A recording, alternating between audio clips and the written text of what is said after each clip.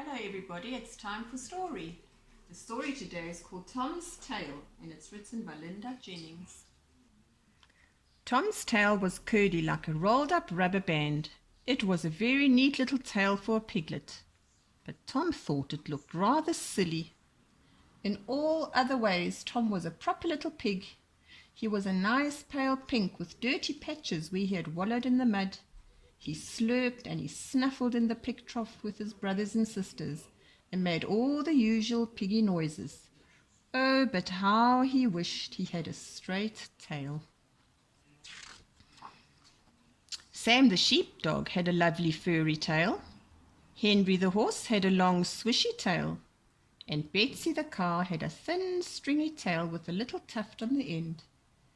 Even the rat's tail is nicer than mine, thought Tom sadly. Why don't you get your tail straightened, said Henry.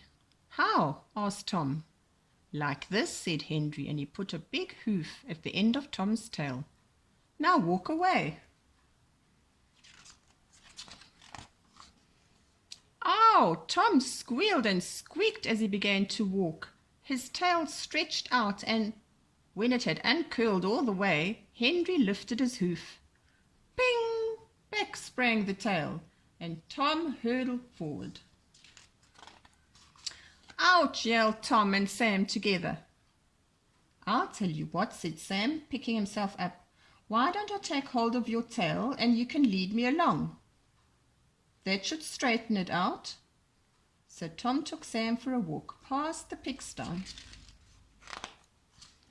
around the pond, and over the buttercup field. That's enough now, squealed Tom. Let me go. Ping!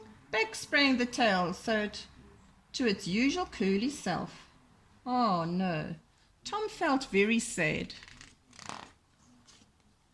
Betsy looked at Tom and chewed thoughtfully. Suddenly she had a very good idea. She told Sam, who took hold of Sam's tail again and stretched it. Then he pushed the tail into a big patch of gooey, sticky mud. He made Tom lie with his tail covered in mud for a very, very long time, until the mud dried and Tom's tail was set into a long, thin pencil. Yippee! Cried Tom, at last! He twirled around, trying to see his new straight tail. Ouch! said Sam. Tom's pointy tail had poked him in the chest. You look silly, said Tom's mother. But Tom liked looking different from the other pigs. I'll wag my tail just like Sam does, he said. Whack! Tom's tail hit his sister in the face, and then it poked his brothers behind. Stop it, Tom, they both shouted. When it was dark, Tom's mother gathered in her piglets for the night. They liked to snuggle up in a big heap, but Tom's spiky tail got in the way. Go away, cried all Tom's brothers and sisters, and they chased them right out of the pigsty. Poor Tom. He tried to curl up outside, but it wasn't very comfortable to lie down with a tail as stiff as a pencil. Finally, though, he was able to fall asleep. During the night it began to rain, but Tom went on sleeping. As it rained, the hard mud around his tail softened and slid right off. By the time morning came, his tail was as curly as it had been before. Grunting happily, Tom went back to the pigsty. Who wants a straight tail anyway? Said Tom later as he pushed into the trough with all his brothers and sisters.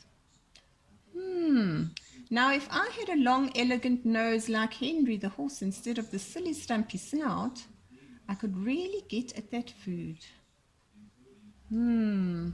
What was Tom up to now? That's the story for today. Until next time, bye-bye.